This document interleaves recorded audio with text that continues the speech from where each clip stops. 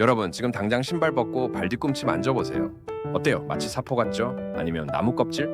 혹시 양말에 실 걸린 적 있으세요? 그게 바로 여러분 발 뒤꿈치 때문일 가능성이 높아요. 더 충격적인 얘기 해드릴까요? 발 뒤꿈치 각질 때문에 잠들기 전에 이불에 발을 비비시는 분들 많으실 거예요. 그런데 그게 각질을 더 두껍게 만든다는 사실 알고 계셨나요? 그리고 여름인데 샌들은 신고 싶은데 각질 때문에 창피해서 샌들에 양말 신으시죠. 오늘 제가 알려드릴 방법 딱 하나만 실천하셔도 2주 안에 완전히 다른 발을 만나실 수 있어요. 그리고 집에 있는 평범한 음식 3가지로 각질이 아예 안 생기게 하는 비법까지 알려드릴게요. 정말이에요. 안녕하세요, 여러분.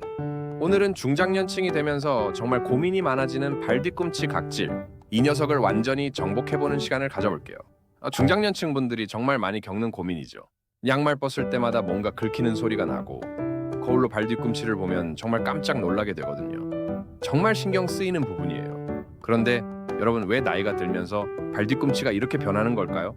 이건 정말 자연스러운 현상이에요. 우선 피부 재생 속도가 20대에 비해서 절반 이하로 떨어져요. 젊을 때는 28일이면 새 피부로 바뀌었는데 우리 나이가 되면 45일에서 60일까지도 걸린다고 해요. 그리고 피부 속 수분을 잡아주는 성분이 점점 줄어들어요. 마치 스펀지가 말라가는 것처럼 피부가 건조해지는 거죠. 특히 발 뒤꿈치는 기름샘이 없어서 원래부터 건조하기 쉬운 부위인데 나이까지 들면 정말 심해지는 거예요. 더군다나 당뇨나 갑상선 질환이 있으시면 더욱 심해질 수 있어요. 혈액순환이 안 되니까 피부 재생이 더 느려지거든요. 자, 그럼 이제 본격적으로 각질을 제거하는 방법을 알아볼까요? 네, 먼저 족욕부터 시작해야 해요. 이건 정말 중요해요. 마른 각질을 바로 긁어내려고 하면 상처만 나고 더 두꺼워져요. 따뜻한 물 40도 정도면 되는데 너무 뜨거우면 안 돼요. 오히려 피부를 더 건조하게 만들거든요. 여기에 베이킹소다 한 스푼이나 굵은 소금 한 스푼 넣어주세요. 이게 각질을 더 부드럽게 만들어줘요. 10분에서 15분 정도 족욕하시면 되는데 이때 발가락도 쫙 벌리고 발목도 돌리면서 혈액순환도 같이 도와주시면 좋아요. 족욕이 끝나면 수건으로 물기를 살짝만 제거해주세요. 완전히 말리지 마시고 촉촉한 상태에서 각질 제거를 시작해야 해요. 이제 각질 제거 도구가 필요한데 가장 좋은 건 화산석이에요. 화산석으로 만든 자연스러운 각질 제거 도구인데 약국이나 마트에서 쉽게 구할 수 있어요. 사용법은 간단해요. 한 방향으로만 문지르는 거예요. 원을 그리면서 문지르거나 왔다 갔다 하면 안 돼요. 피부가 상할 수 있거든요. 그리고 너무 세게 하지 마세요. 살살 인내심을 갖고 여러 번에 나눠서 하는 게 좋아요.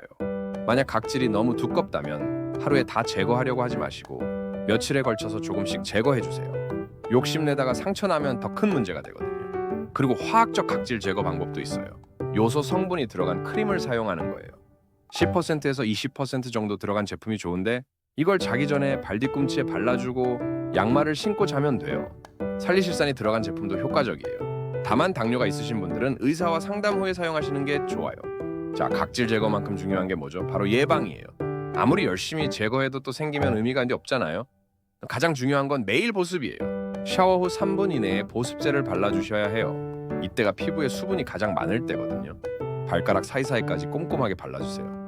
보습제는 너무 끈적한 것보다는 흡수가 잘 되는 제품이 좋아요. 바르고 나서 양말 신을 때 미끄러지면 안 되니까요.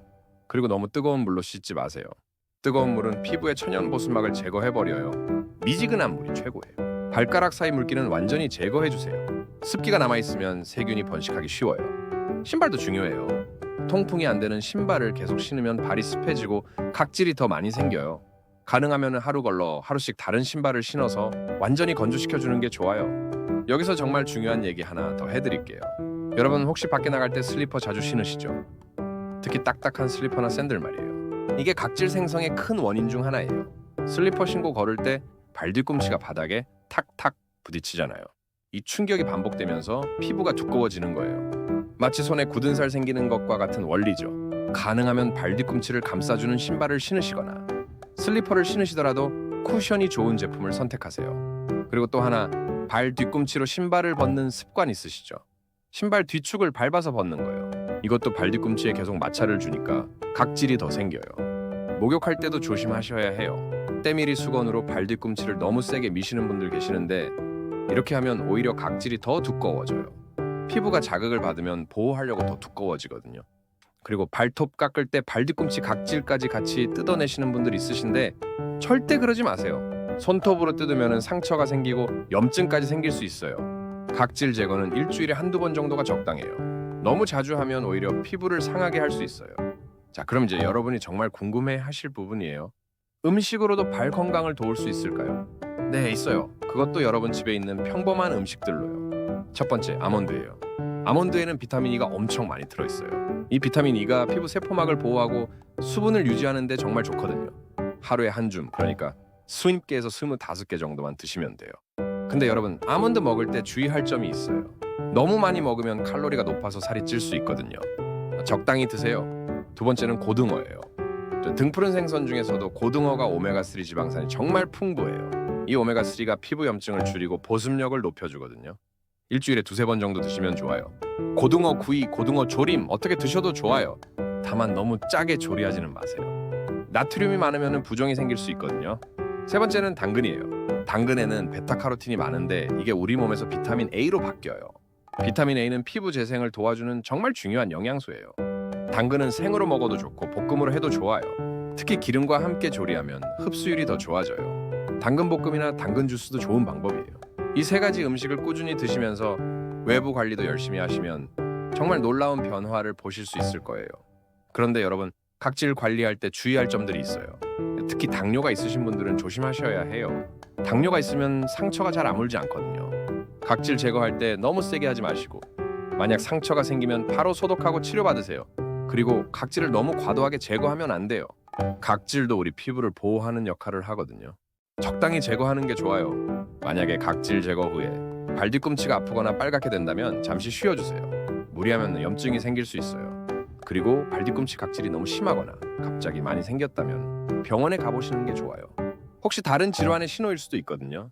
마지막으로 여러분께 정말 중요한 말씀을 드리고 싶어요. 발 건강은 하루아침에 좋아지는 게 아니에요. 꾸준함이 정말 중요해요. 일주일에 한두 번 각질 제거하고 매일매일 보습하고 좋은 음식도 꾸준히 드시고, 그러면 분명히 변화가 있을 거예요. 양말 벗을 때 더 이상 긁히는 소리도 안 나고 부드러운 발 뒤꿈치로 변신할 수 있어요. 여러분도 부드러운 발 뒤꿈치로 변신해서 자신감을 되찾아 보세요. 정말 기분 좋을 거예요. 오늘 알려드린 방법들 중에서 하나씩이라도 실천해 보시고, 궁금한 점이나 경험담이 있으시면 댓글로 남겨주세요. 그럼 여러분의 발 건강을 응원하며 다음 영상에서 또 만나요. 안녕히 계세요.